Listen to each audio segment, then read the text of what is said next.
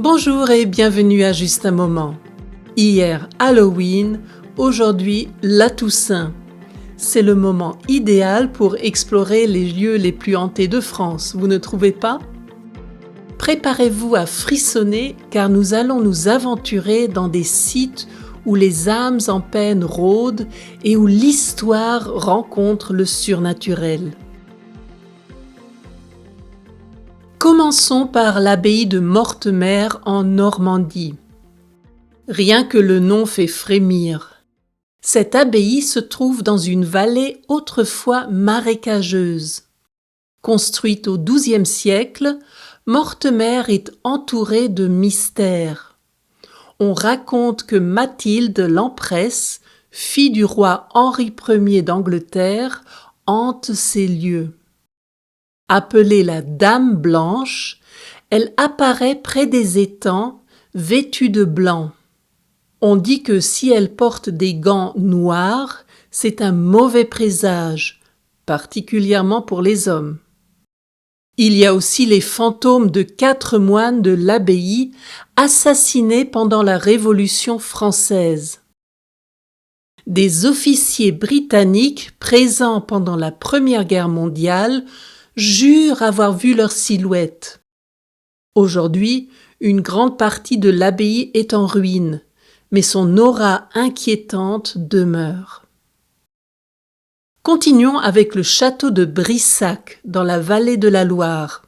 Surnommé le géant du Val-de-Loire, avec ses 7 étages, ce château impressionne.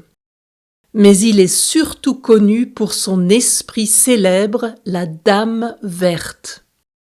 Charlotte de Brézé, la fille du roi Charles VII et de sa maîtresse Agnès Sorel, y a été assassinée par son mari, le seigneur de Brissac, après avoir été surprise avec un amant.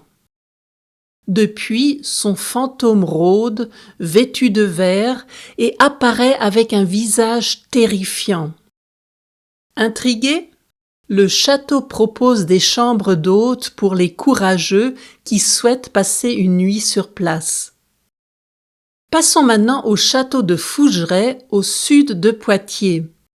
Construit entre le XIVe et le XVIe siècle, puis rénové au XIXe siècle, Fougeray est considéré comme l'un des châteaux les plus hantés de France.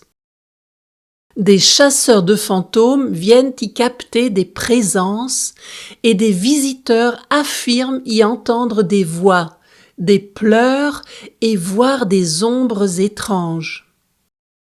Beaucoup ressentent un froid glacial ou une sensation de malaise dans certaines pièces, comme si les esprits tentaient de communiquer avec eux. Pour terminer, dirigeons-nous vers la forêt de Brocéliande en Bretagne. Ce lieu légendaire où auraient vécu Merlin et la fée Morgane est plein de mystères. Près du Val sans retour et de la fontaine de Jouvence, des visiteurs disent ressentir des présences et entendre des bruits étranges.